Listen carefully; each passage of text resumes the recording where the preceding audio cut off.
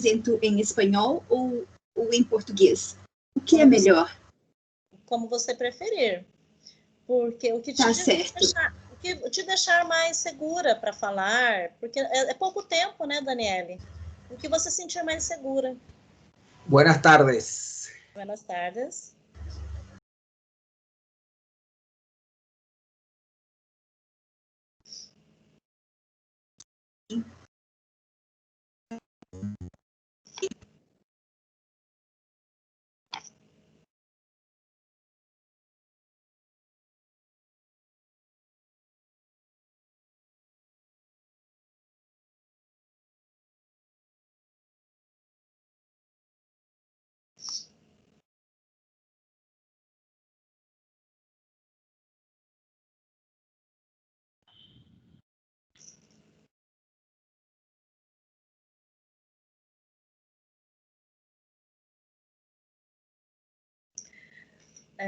Buenas tardes novamente para quien llegaste ahora.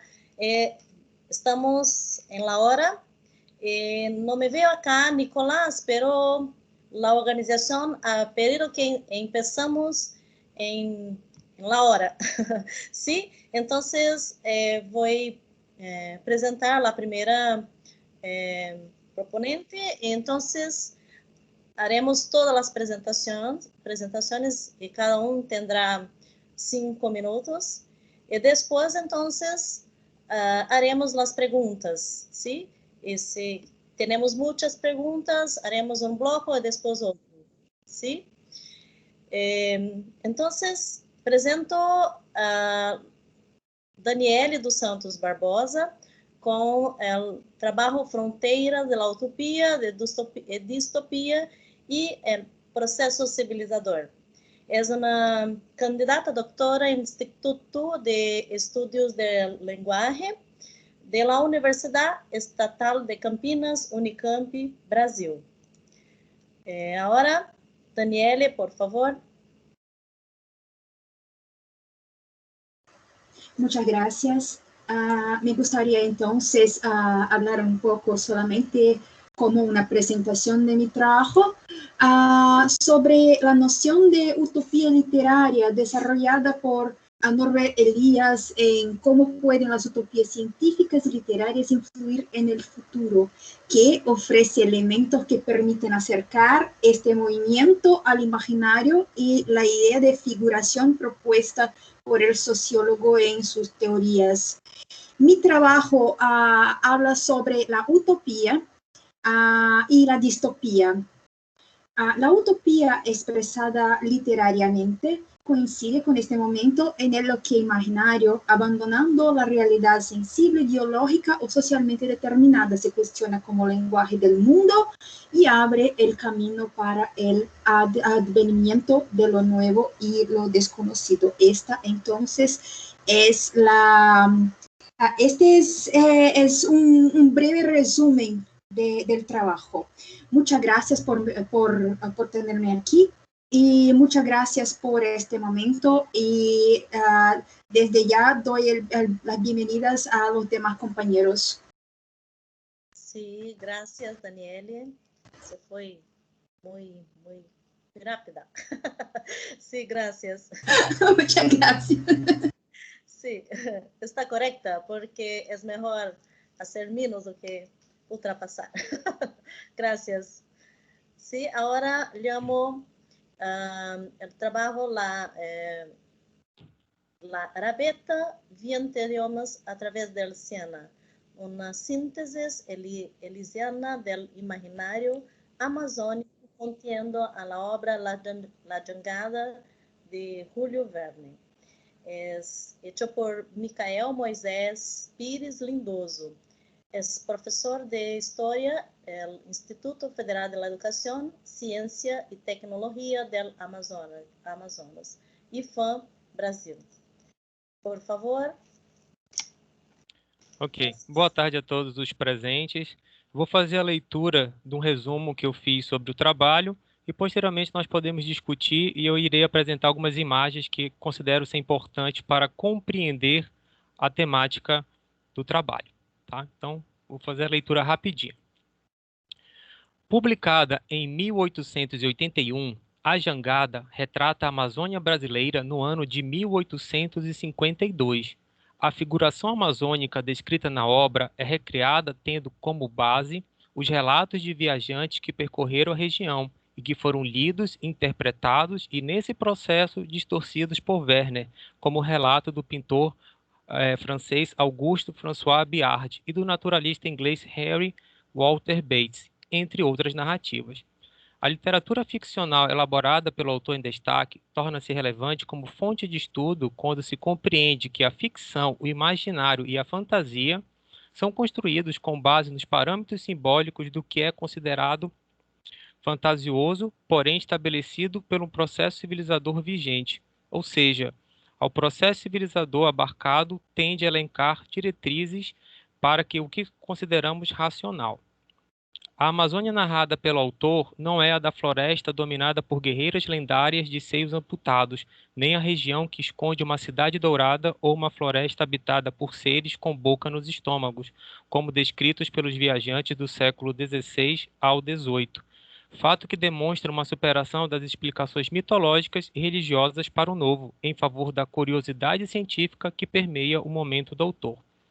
Werner descreve uma Amazônia construída com os elementos de seu tempo, exprime a região como de grande potencial comercial, dominada por uma fauna e flora de tamanho desproporcionais, que deve ser dominada e catalogada pela ciência, e que, mediante os avanços da tecnologia e da razão científica, poderá ser racionalmente ocupada e civilizada nos moldes estabelecidos pela Europa imperialista do século XIX.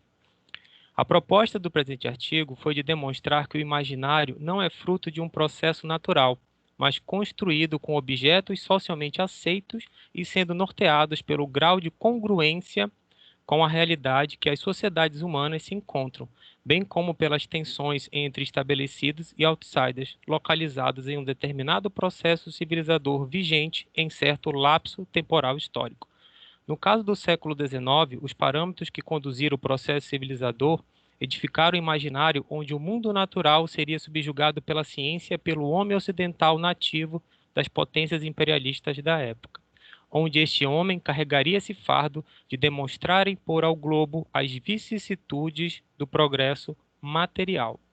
No caso em específico da Amazônia, esse Éden, considerado desabitado e primitivo, seria um dos palcos desse embate entre natureza e ciência, no qual o uso de ferramentas modernas e da mentalidade científica iriam demonstrar ao mundo que essa região inóspita, habitada por bugres, animais ferozes e detentora de uma fauna opulenta, cederia espaço à modernidade. Passados mais de um século da obra de Werner sobre a Amazônia, ainda se faz presente no século XXI narrativas nas quais o homem das sociedades industrializadas carrega o fardo de civilizar a Amazônia. Pois bem, esse é um resumo do trabalho. Eu gostaria de perguntar se há tempo ainda para apresentar alguma imagem. Micael, sim, teríamos mais um minutinho. Acho que é suficiente para você mostrar, sim. Tá, então deixa eu mostrar aqui um momentinho. Deixa eu ver aqui. Então, pronto. A imagem, essa daqui, o livro, tá? A obra A Jangada, ela é permeada de em torno, né, na sua primeira edição, de 40 litografuras que demonstram a Amazônia segundo Júlio Verne. Então, nós percebemos uma Amazônia onde os animais são sempre grandiosos, desproporcionais, onde os habitantes da região vestem roupas europeias, o que não condizem à época, e quando se trata da flora, no caso, na imagem aqui de número 2, mostra-se que a floresta é tão voluptuosa, tão majestosa, que ela chega a encobrir o rio Amazonas em praticamente toda a sua extensão, o que de fato não é verdade, ou seja, é uma incongruência, tá bom? Então, eu encerro a minha apresentação com a apresentação das imagens. Muito obrigado a todos e ótima apresentação para todos também. Obrigada, Micael. Nada. Agora, llamo novamente Nicolás Balado Gonçalves. Está presente? Nicolás no está.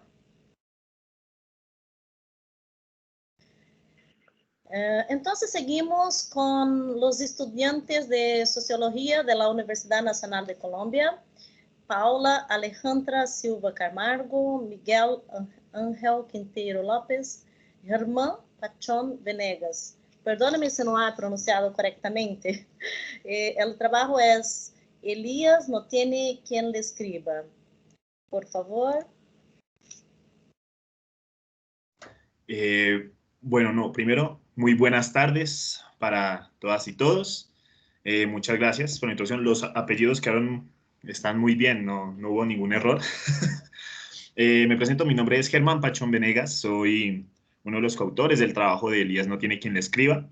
Mis compañeros Miguel Ángel Quintero y Paula Silva pues hacen parte, somos el equipo que logró este gran producto. A grandes rasgos, como para no tomar tiempo, ¿qué les comento yo del proyecto Elías no tiene quien le escriba? En primer lugar, Elías no tiene quien le escriba, es el producto, es el trabajo final de la materia de teoría sociológica de Norbert Elías, del Departamento de Sociología de la Universidad Nacional. Esta fue pues una de las materias lectivas que cursamos con mis compañeros anteriormente, y el producto final fue desarrollar un trabajo en formato de audio, un proyecto estilo podcast, en el cual lográsemos aplicar algunos conceptos de la teoría de Elías en la evaluación, o bueno, en el análisis o tratamiento de un producto cultural. Elías no tiene quien le escriba, es una suerte de juego de palabras que nosotros pues nos lanzamos a hacer. Esto surge pues de la obra de Gabriel García Márquez, El coronel no tiene quien le escriba, puesto que los productos culturales, o bueno, el autor más bien, voy a hablar del autor, que nos dispusimos a analizar a la luz de la teoría elesiana fue Gabriel García Márquez, o pues nuestro Gabo, como bien podríamos llamarlo en Colombia. Hicimos el trabajo a partir de 3 conceptos fundamentales, digamos en estos términos, lo que fue figuraciones, producto cultural y la consideración de los conceptos de civilización y cultura. Estos 3 conceptos pues son los que sostienen el desarrollo del podcast, de la charla estilo podcast en el proyecto. Y ¿de qué trató? Entonces, a grandes rasgos, nosotros nos basamos en un elemento muy particular de la teoría elesiana, que es el proceso de individualización, digámoslo, fenómeno en el que cada sujeto crece conforme su red de interdependencia se lo permite, ¿cierto? Entonces, analizamos la vida de Gabriel García Márquez en 2 escenarios distintos, uno antes del Nobel y uno después del Nobel. Nuestra propuesta es ver de que son 2 personas diferentes, son 2 sujetos de diferente escala. Hablamos en primer lugar de Gabriel García Márquez y posteriormente de Gabo, ya el autor, el ganador del Nobel. Dentro de esto, entonces, ¿qué trabajamos nosotros como producto cultural? El producto cultural es el resultado, digámoslo por decirlo así, de una época. Es un elemento que sale de las tensiones de los autores, ¿cierto? Gabriel García Márquez vive en una condición específica como cualquiera de los otros individuos, de ahí que pues nosotros decíamos, listo, vamos a sacar una de sus obras más importantes, que es 100 años de soledad, y vamos a aplicarle esta lectura de Elías a esta, así como lo hizo él con Erasmo de Rotterdam o con La estrella de Honoré Dufay, ¿cierto? Entonces, 100 años de soledad, ¿qué significa para nosotros? Y otras obras que alcanzamos a vislumbrar, fue que estos productos literarios tienen elementos que nos hablan de la sociedad colombiana, de la sociedad latinoamericana, y en nuestra propuesta de ver un concepto que para el caso de Colombia fuese lo mismo que civilización o cultura, en tanto ese concepto que nos puede decir a nosotros cómo somos, cómo nos comportamos, qué nos diferencia de los demás, pues decimos que en la obra de Gabo pues encontramos esos elementos.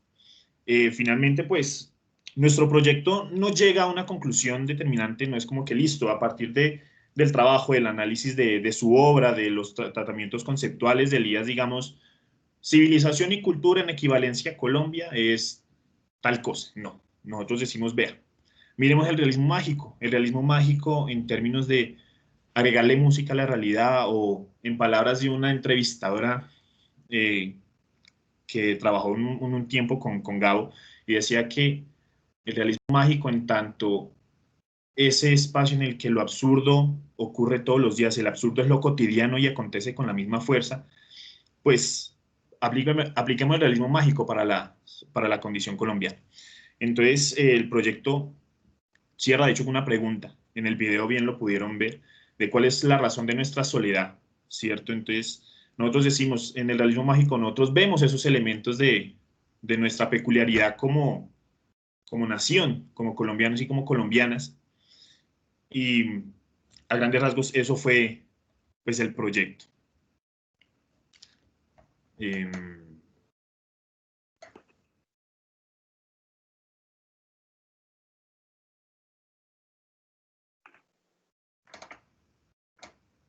¿Listo, no?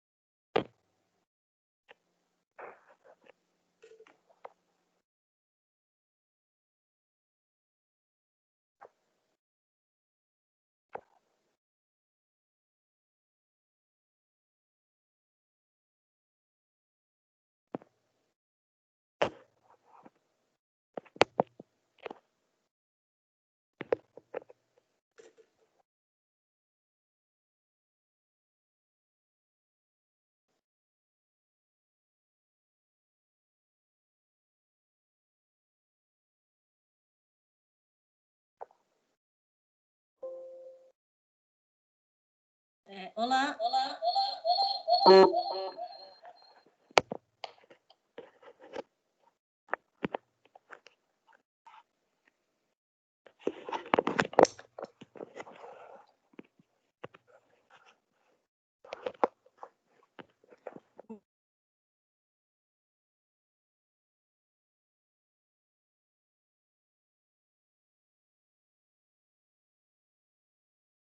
Hola. Hola, ahí se escucha. Sí, perdóname, pero le cayó mi energía en mi casa, entonces me quedo sin nada. Perdóname, pero ahora que conseguí hacer la corrección nuevamente. Sí. Tranquila, no. Sí, se ha finalizado, Germán. Sí, señora, ya terminé. Muchas gracias. Ah, qué bueno que leí su trabajo anterior a esto. Sí, exactamente. Sí, porque me perdió la parte de su presentación. Sí. Bom, sigamos ahora haciendo las preguntas. Lo quiero saber si alguien ha hecho alguna pregunta en el chat. Voy a accesar ahora. O si quiere abrir el micrófono, es mejor. Ok. Sí, entonces lo quiero hacer la primera pregunta para Daniele. Daniele, quando você fala em textos utópicos, né, em utopia, distopia, e aí você apresentou o seu trabalho, né, colocando que esses dois elementos, né, eles podem se entender com o mesmo resultado, né? E aí você trouxe no seu trabalho a apresentação de costumes a questão da individualização e do tempo, né? E aí eu entendi a utopia como um controle, a distopia como castigo. Eu gostaria de ouvi-la mais sobre essa questão, né, que você traz a partir do gênero literário. Eu gostaria que você abordasse um pouco mais essa questão.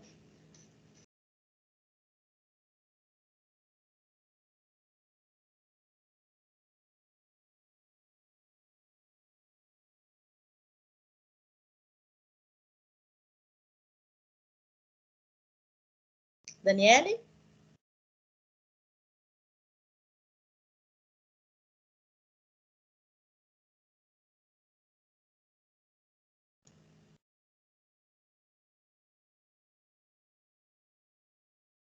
Vocês estão me ouvindo? Sim, Núbia. Sim, estou ouvindo. Sim. A Daniele, que eu não... Acho que não está ouvindo. Daniele, você está me ouvindo? Daniele dos Santos Barbosa, é isto? Isso. Ela tá no grupo aqui. Pois é. Será que aconteceu a mesma coisa que eu?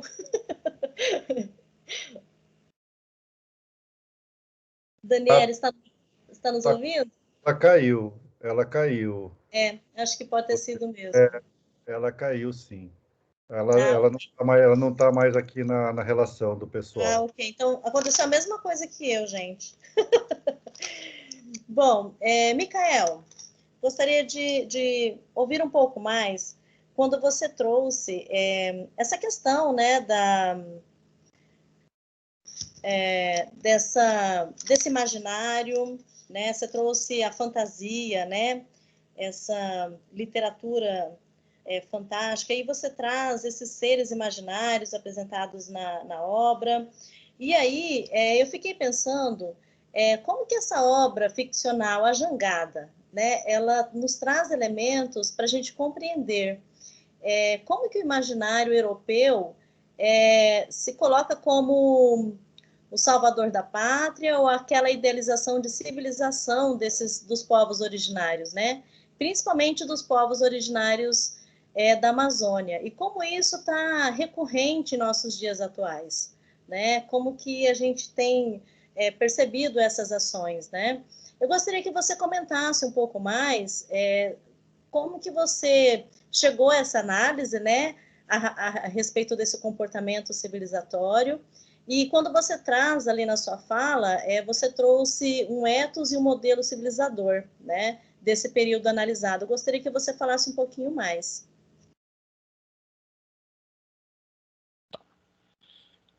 Então, eu fiz algumas considerações aqui, anotei. Então, se eu deixei alguma coisa em aberto, por favor, me lembre. Então, primeiramente, questão do imaginário. Eu busco trabalhar na pesquisa a ideia de que o imaginário, ele também tem, digamos assim, uma conexão com, consideramos com um real, um racional. Ou seja, o imaginário ele é construído, né, com ferramentas disponibilizadas pelo mundo, digamos, racional, por essa racionalidade. Então, por exemplo, no século XVI, no início das navegações, da conquista da Amazônia, né, a racionalidade da época, digamos assim, ela acreditava seres mitológicos. Então, os viajantes, né, os exploradores, conquistadores, eles viam esses seres mitológicos, né? Então, podemos dizer as guerreiras amazônicas, né? Todos nós conhecemos. Então, quanto aumenta essa congruência com a realidade, que podemos dizer assim, científica, que vem com a Revolução Industrial, isso não impede que o ser humano deixe de fantasiar.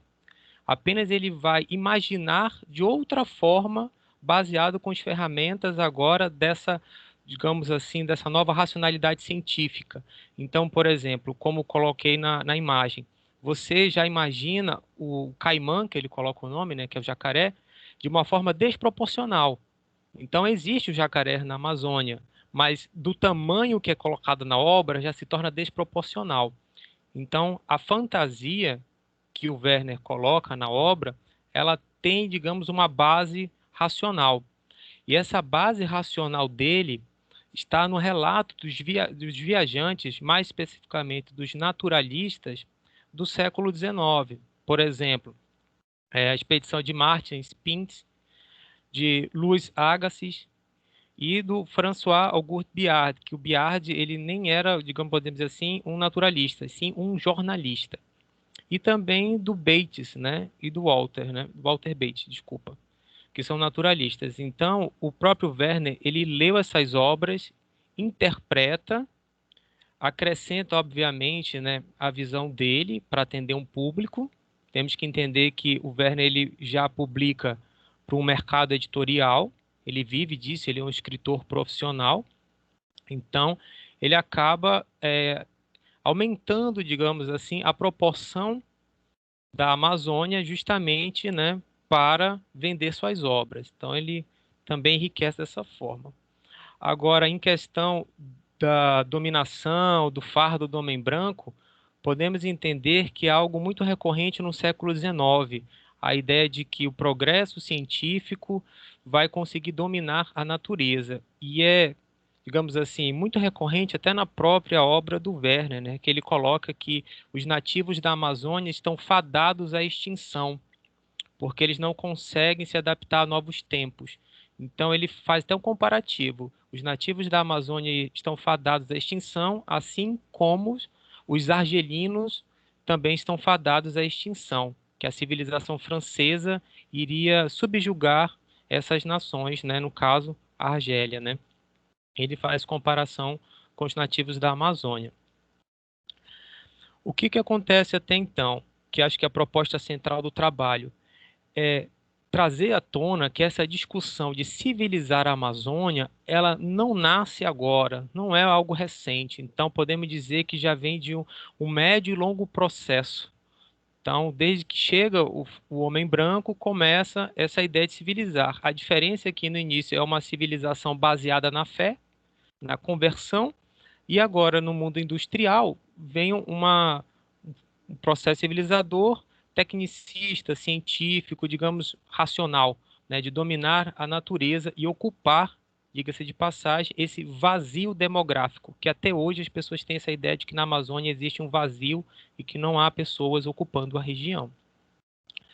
Aí, por último, eu anotei a questão do ethos e do hábitos, né, que você comentou.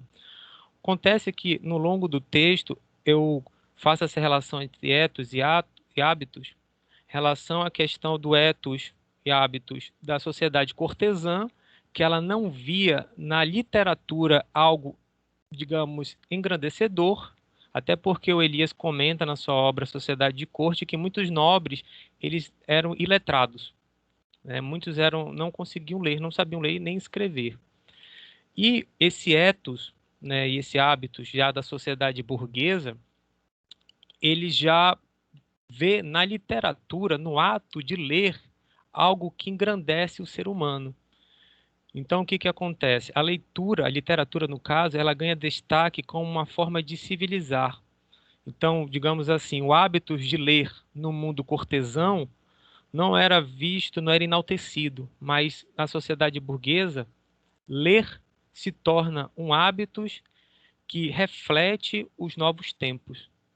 Então, eu faço essa comparação. Se eu deixei algo que eu esqueci, por favor, me lembre. Micael, na verdade, não é que você tenha esquecido, é que a gente quer ter mais elementos, né, sobre a sua pesquisa, e, na verdade, a gente vai fazendo esses questionamentos para a gente ter mais dados mesmo, né? Seria essa a intenção, não seria essa questão de ter esquecido ou algo assim, né? Mas é interessante quando você coloca sobre essa questão como que esse imaginário europeu traz, então, esse processo civilizatório para a Amazônia, né? Como se os povos originários, eles precisassem da ciência e como se que essa ciência fosse uma única forma de levá-los a um progresso, libertação, ou seja lá o que for, né? E como isso a gente vai observando, né, a partir desse processo civilizador que a Amazônia tem mostrado e o que nós acompanhamos hoje, né, o que é sofrível ver, por exemplo, o avanço da pecuária, o que é sofrível ver essas queimadas, né, que grande parte delas são provocadas, né, e fazer essa análise, né? Acho que o teu trabalho, ele traz isso, né? Para a gente fazer justamente ter essa compreensão, como que o europeu sempre se coloca no lugar daquele que vai salvar todo esse espaço, né? Como você bem colocou, como se houvesse sempre um vácuo, como se tivesse algo a ser preenchido, né? E esse preenchimento ser feito pelo outro, né? Eu gostaria que você falasse mais um pouquinho sobre essa questão.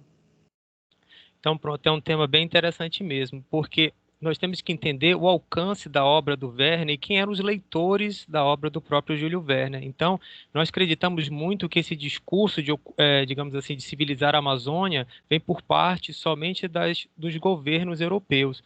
Mas temos que entender que essa ideia de que a Amazônia ela é um vazio que merece ser ocupado, civilizado, também permeia outras camadas que não estão, digamos assim, estabelecidas no poder, porque o Werner, ele escrevia, podemos dizer assim, para um público mediano, entendeu? Então, assim, digamos que isso não fica restrito apenas a um discurso oficial, mas passa a fazer parte daquela mentalidade europeia até então, em várias camadas, em vários níveis, claro que, obviamente, né, tendo as ressalvas da compreensão de cada camada e nível em relação a isso. Entendeu? Então, assim, e esse discurso, ele permeia os dias de hoje, principalmente por parte da França, porque a França, ela sempre teve uma disputa, até o próprio Werner comenta em sua obra, que ela saiu perdedora em relação ao Brasil, a questão do Amapá.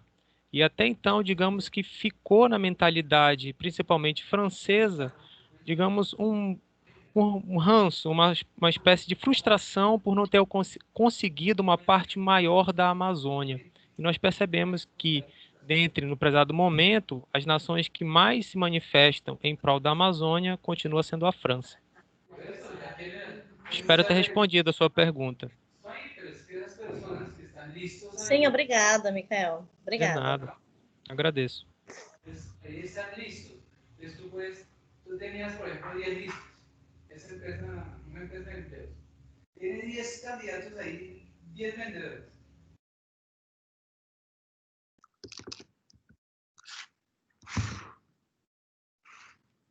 Daniele? Oi, me desculpe, eu tive também aqui um pico de energia. Eu comecei a responder a pergunta e aí tudo desligou. Então foi o tempo de desligar, de religar tudo e voltar para. Sem problemas, Daniele. Eu fiquei muito aqui assustada também, não sabia como voltar. Tentei o celular, não conseguia, enfim, é bastante complicado mesmo quando acontecem essas coisas. Mas, assim, eu gostaria de ouvir um pouco mais você. Vou repetir novamente, né, a minha pergunta, e aí eu gostaria de ouvir um pouquinho mais sobre a questão que você coloca dos textos utópicos, né, o que é utopia, o que é distopia, e aí, pela sua apresentação, eu compreendi que a utopia você coloca, então, a partir do controle, distopia a partir dos castigos, e aí você relata nos seus resultados que tanto utopia e distopia, elas podem ser entendidas como o mesmo resultado, né? Eu gostaria que você colocasse um pouco mais como que essa transformação dos costumes que você analisou, né? Ele trouxe, então, uma construção de elementos de individualização e que fez você chegar, então, a essa consideração. Eu gostaria que você abordasse um pouco mais sobre essa questão, por gentileza. Muito obrigada, Núbia.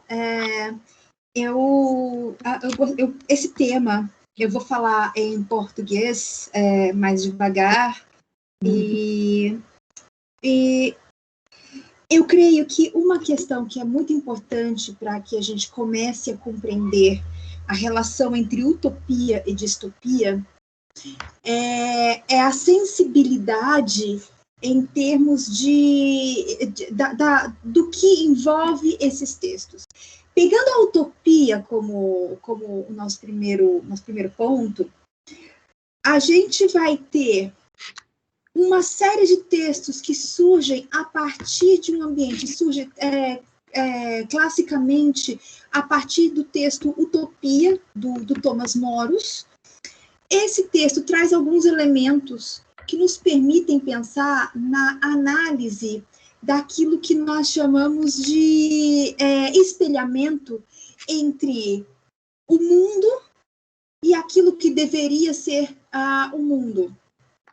A distopia também faz esse mesmo espelhamento, só que entre os dois existe uma linha muito tênue, porque existe um elemento distópico em toda a utopia, quando nós falamos do texto e também quando nós transportamos a ideia da utopia para o mundo, retiramos essa tecnologia da literatura, é possível ver que existe também uma linha muito tênue entre utopia e distopia.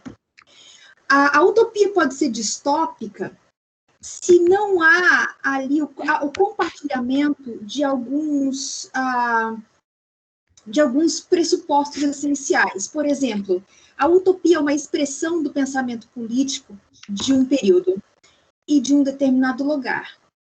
Esse pensamento é retirado de um lugar terreno e transportado para um lugar onde não existe uma relação com esse mundo aqui. Ao fazer esse transporte, o que o texto utópico faz é gerar a necessidade da viagem. Então, o leitor se retira do seu aporte, do seu ambiente político e se transporta para um outro ambiente onde a crítica a esse tempo vai ser feita. Nesse outro ambiente, ele vai poder observar o que está errado na sociedade presente, esta real, e fazer a crítica nessa outra sociedade, que é a sociedade... nessa sociedade, não, porque, na verdade, na utopia nós não trabalhamos com o conceito sociedade, mas o conceito comunidade. Mas na comunidade onde as regras são outras, onde os problemas foram resolvidos, onde as questões desse tempo já foram solucionadas. Então, nós dizemos que a utopia é uma relação temporal entre um presente com questões políticas, o resgate de uma antiguidade clássica e uma proposta de um futuro melhor, ou de um futuro que seja mais adequado à realidade daquele lugar. No entanto, quando a gente fala em distopia, ter um processo que não é um processo de ruptura com essa relação temporal. A distopia segue o processo da história e vai seguindo o processo da história até o ponto onde, em um futuro hipotético, aquilo que estava visceralmente errado... Mas você já não tem isso que eu mandei? Aquilo que poderia ter sido não foi corrigido. Então, essas questões, na verdade, vão sendo transportadas a esse futuro hipotético, onde a necessidade de correção vem por meio de um supercontrole. Esse é o caso, por exemplo, de 1984, do George Orwell. É o caso de Blade Runner, enquanto que na utopia o controle se dá pelo acesso ao conhecimento e pela supressão não agressiva do indivíduo, mas na ausência da subjetividade, a ideia da igualdade, a ideia da comunidade e a ideia da caritas. Então, os elementos são muito semelhantes, tanto em um quanto em outro.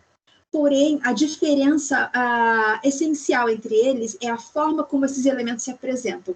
De um lado, na utopia, a supressão daquilo que é da esfera subjetiva passa a ser uma necessidade para a manutenção dos valores e a busca pela solução das grandes questões políticas no resgate de um momento histórico onde essas questões ou não eram apresentadas ou havia uma forma diferente de lidar com elas. Enquanto na distopia nós temos a presença de superestruturas de controle para que a sociedade se mantenha coesa. E essa superestrutura de controle se justifica pela necessidade de nivelar os indivíduos. Enquanto na utopia o nivelamento, a igualdade é desejada, na distopia a igualdade, o nivelamento são impostos e tem um efeito nocivo, porque na utopia o indivíduo não deseja ser o indivíduo. Ele é parte de um coletivo, de um todo comunitário funcional, enquanto na distopia o indivíduo deseja sair do todo social. Então, essas eu acho que são, em termos de conceituação das diferenças, eu acho que essas são as questões mais fundamentais. E a relação, de certa forma, a relação histórica, pois a utopia cria um hiato que não pode ser consertado, não pode ser resolvido entre esta história real e o espaço que é reservado a essas projeções utópicas, aquilo que é tanto do não lugar quanto do lugar perfeito, que se manifesta nesse descobrimento por meio do viajante que viaja até esses lugares utópicos e descobrem essas realidades que são até então ignoradas. Então, a diferença que nós temos entre essa história real e esse outro lugar que não apresenta uma história, porque essa fratura, esse ato, ele se manifesta no ambiente geográfico, mas também se manifesta no ambiente histórico.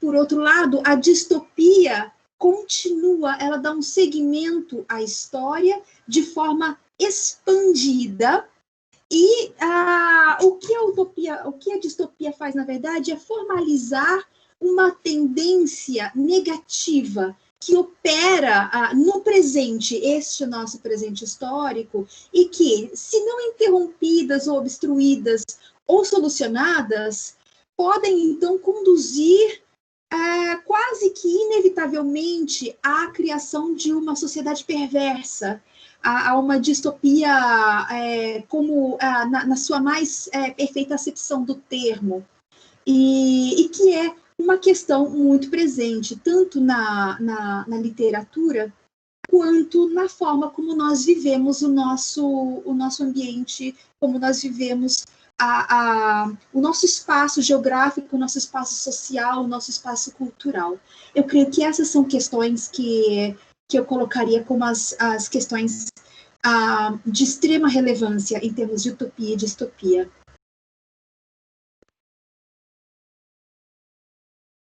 Daniele, obrigada, viu, pelas explicações e ponderações aí a respeito das minhas dúvidas. Agora, llamo Paula, Miguel y Germán para hablar un poquito más, porque los quiero oír acerca de la obra de Gabriel, porque en la obra se trata de un realismo fantástico, y también hay un tiempo que no se parece, que no está, que no existe. Y al mismo tiempo hay cosas muy raras, como la población, que las mujeres que se pierden las memorias o que se trancafian, se esconden, o ainda la impotencia acerca de la violencia. Entonces, mirando acerca dos elementos que vos pusiste en su trabajo, como la muerte, tiempo, fantasía y la identidad nacional. Lo quiero que hable un poquito más acerca de las relaciones familiares, por ejemplo, esta identidad nacional que ha hecho acerca de la obra analizada.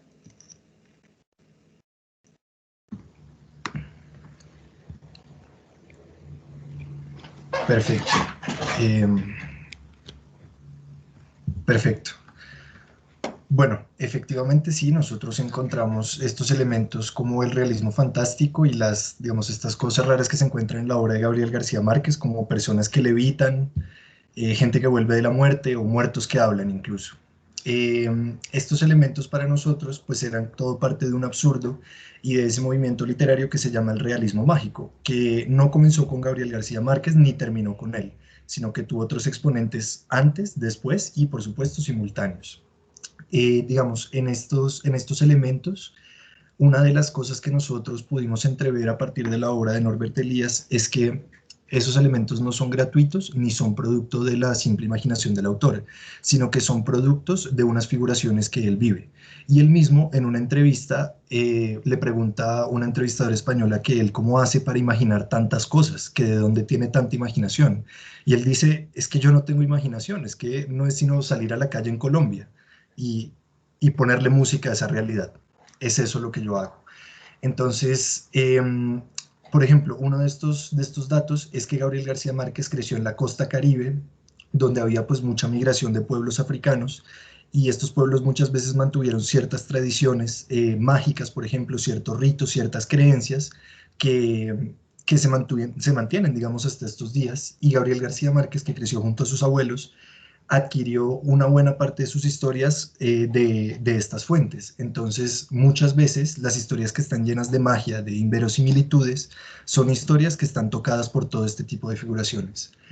Por otro lado, las cuatro dimensiones que nosotros tocamos de tiempo, muerte, identidad nacional, son también, digamos, dimensiones que en el mismo sentido se encuentran presentes en su obra porque están presentes en cierto tipo en las figuraciones en las que él vive. Entonces la muerte era una figuración, digamos, era unas relaciones entre individuos que están presentes permanentemente en América Latina y especialmente en la Colombia en la que vivió y creció Gabriel García Márquez. Él, digamos, estuvo muy cercano a una masacre muy importante en Colombia en 1928, que fue la masacre de las Bananeras, y luego vivió la época de la violencia política entre los 30 y los 50, hasta el punto que en el 58 él se tuvo que ir del país exiliado porque había tenido problemas con el gobierno de turno. Entonces, este elemento de la muerte siempre estuvo, digamos, presente, y para nosotros el reflejo que está en su obra es también una reflexión sobre este elemento que está permanentemente presente en la vida cotidiana. Asimismo, el tiempo, digamos, el tiempo para nosotros fue una especie de indicador de la individualización, porque el tiempo, digamos, bueno, como muy al estilo de Norbert Elias, se podría entonces considerar también un producto de unos entramados de interdependencias entre individuos. Y en este caso, en la obra de Elias, el tiempo suele estar muy conectado a la familia. Entonces sus obras, como por ejemplo 100 años de soledad, usa una genealogía familiar para poder trazar la historia de una sola familia en muchas generaciones. Entonces no es un tiempo exactamente individual. En la historia, la novela, la historia de un individuo no se acaba con el individuo, se acaba con su familia. Entonces la experiencia de este tiempo está en relación también con esas interdependencias, y por supuesto ese era otro de los factores que Gabriel García Márquez podía estar viviendo en su época. Y finalmente la identidad nacional pues fue un paralelo que nos llamó la atención con la obra de Norbert Elias, cuando él habla sobre todo de los alemanes, uno de sus libros tardíos, y está un poco con la fantasía, porque lo que nosotros observamos, como dijo Germán, fue que hay una civilización y una cultura que están definidas para Europa. Entonces, digamos, esto claramente no aplica, por lo menos de la misma manera, para los países latinoamericanos, si bien nosotros tuvimos contacto con ciertas sociedades europeas. Y dentro de esos procesos, el proceso civilizatorio, incluso dentro de la misma Europa hay diferencia, y tal vez la más aguda es aquella que hay entre Francia y Alemania. Y uno de los elementos que contribuía a eso eran las configuraciones políticas que habían entre ambos países. Entonces, mientras que en Francia los intelectuales tenían un acceso amplio al poder y había un debate público que tenía una influencia verdadera en las decisiones políticas, en Alemania el poder político y la naciente academia, o quizás los intelectuales dispersos que habían, más bien, eh, estaban completamente desconectados. Entonces los intelectuales alemanes se dedicaron a escribir sobre fantasía, romance, naturaleza y a fantasear sobre las cosas que estaban por fuera de la sociedad, mientras que los intelectuales franceses, claro, aquellos que estaban adaptados a las cortes, porque los otros se dedicaron al romanticismo, pero aquellos que estaban adaptados a las cortes se dedicaron a escribir sobre las cuestiones públicas, sobre la economía, sobre cómo se maneja la economía. Entonces surgen los fisiócratas con Quesnay, sobre la política, entonces surge Voltaire, surge Rousseau, y esta misma diferencia la observamos entonces nosotros en Colombia. Digamos, en Colombia hay una especie de clase política que no es muy abierta a los intelectuales, que de hecho es bastante cerrada a la crítica, y en este momento hay una polarización política muy grande en el país, que no viene de hoy, sino viene desde la misma época de Gabriel García Márquez con la violencia política. Entonces, un paralelo, y es un argumento que nosotros entonces sacamos, es que esa impotencia de no poder influir verdaderamente en la política lleva entonces a expresar el descontento y a expresar la opinión política de otras maneras, a pensar en fantasía y no en la realidad. Y por supuesto en eso se ubica Gabriel García Márquez. Perfecto, Miguel. Muchas gracias por su clarificación. Estoy muy satisfecha. Gracias. Sí, ahora dejo abierto nuevamente para que puedan hacer preguntas o que quieran hacer más clarificación o que se quiera hablar cosas más. Tenemos un poco más de tiempo visto que una persona no llegó en tiempo para hacer la presentación, entonces tenemos un poco más de algunos minutos para hablarnos si quieren, ¿sí? ¿Qué parece? Nubia. ¿Sí? ¿Es posible hacer preguntas, hacernos nosotros preguntas a nosotros mismos? Sí, claro, por supuesto, sí. Entonces me gustaría preguntar a Miguel. He escuchado muy atentamente su presentación de esta relación de la obra de Gabriel García Márquez, el realismo fantástico, también las cosas del maravilloso. Y me gustaría saber una cosita más. Si usted observaría y cómo observaría la figuración en el realismo fantástico en la obra de Gabriel García Márquez. ¿Sería posible hablar un poco más acerca de eso?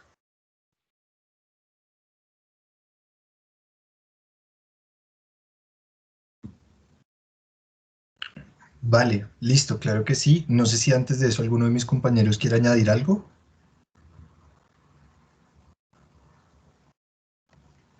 No, Vale. Por ahora no. Vale, listo. Bueno, qué buena pregunta. No sé bien cómo interpretar esa pregunta, entonces voy a responder las dos maneras en las que creo que va la pregunta. Si se puede hablar, digamos, de una figuración al interior de las novelas, yo creería que sí, justamente porque pues, las novelas de Gabriel García Márquez son ricas en ese sentido. Bueno, solo por poner un ejemplo, toda la trama de Crónica de una muerte anunciada está determinada por unas relaciones sociales, ¿no? Entonces, lamento, voy a hablar de la novela y si alguien no la ha leído, pues lamento contarles el final, pero estos dos hermanos que quieren matar a Santiago Nazar lo quieren hacer por una cuestión de honor. Y esa cuestión de honor es una relación puramente social por otras relaciones sociales que se habían dado en el pasado. Y de nuevo vuelven las relaciones familiares, porque son dos hermanos que están contra otra, incluso familia, por haber deshonrado no a la hermana, sino a la familia. Entonces, digamos que en ese sentido sí se podría pues aplicar el concepto de figuración, pero Nosotros como lo aplicamos un poco más, no fue tanto dentro de la obra de Gabriel García Márquez, sino más bien en este segundo sentido de hablar de Gabriel García Márquez dentro de unas figuraciones que están entonces en contacto con esta obra. Entonces, pues lo que nosotros observamos, por ejemplo, que todas estas relaciones de, por ejemplo, el honor, en el caso de Crónica de una muerte anunciada, son también relaciones que están de uno u otro modo presentes en la sociedad colombiana y que estaban presentes sobre todo en la sociedad colombiana de la época en que nació y creció Gabriel García Márquez. Digamos, él nació hacia principios de siglo en la costa Caribe y se fue a estudiar hacia mediados de siglo a Bogotá.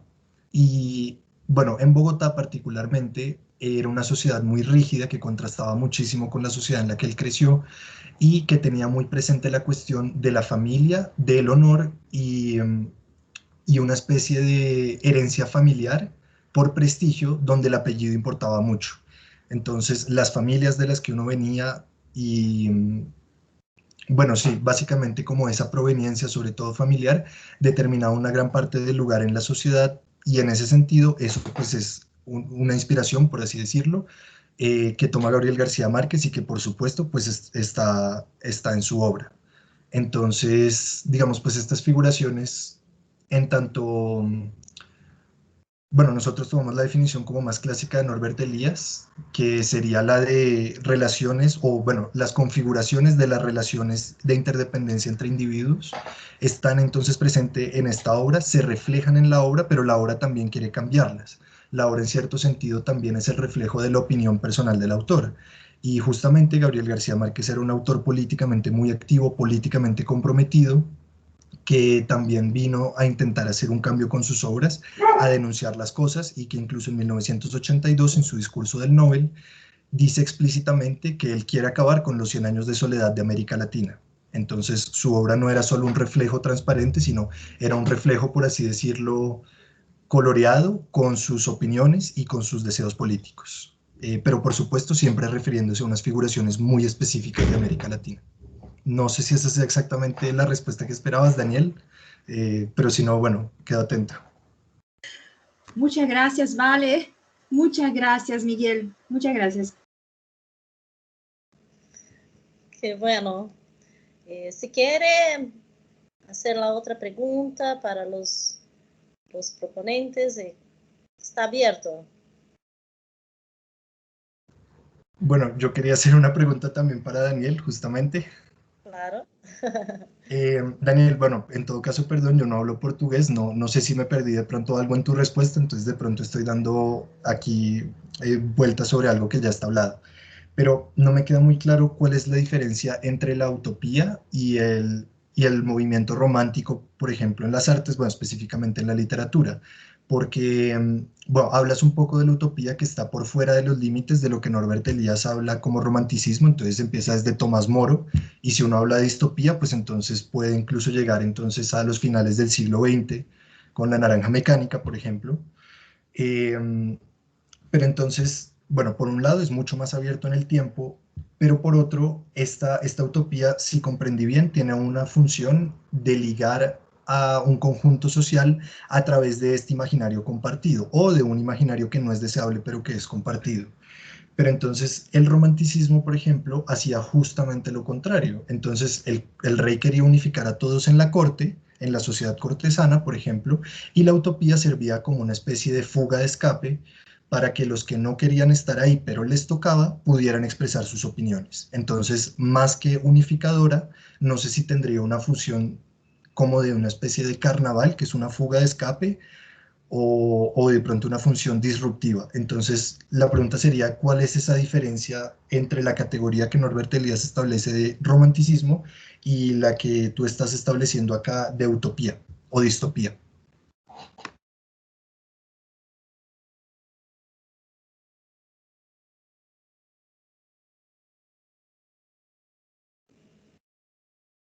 Daniele?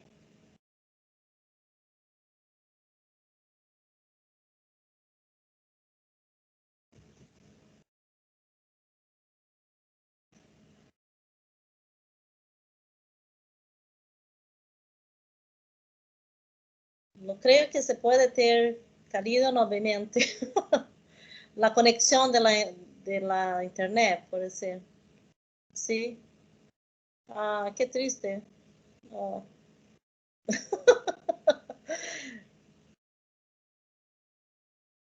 Sí, creo que se fue esto, Miguel. Tendremos, hay que enviar un mail para ella después. Un correo. Ok.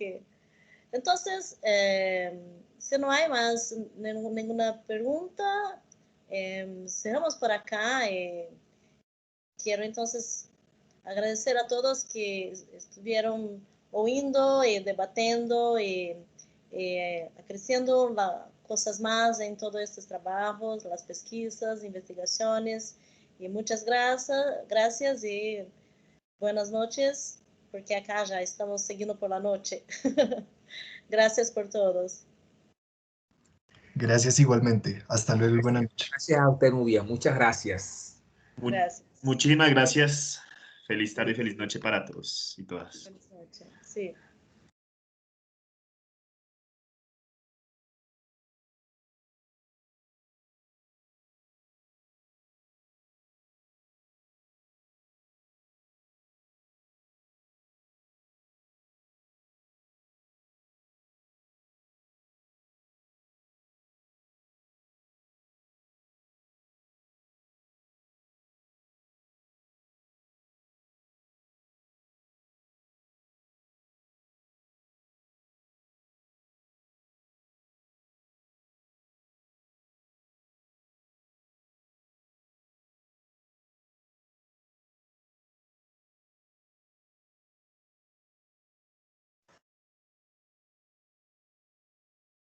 Ah, sí.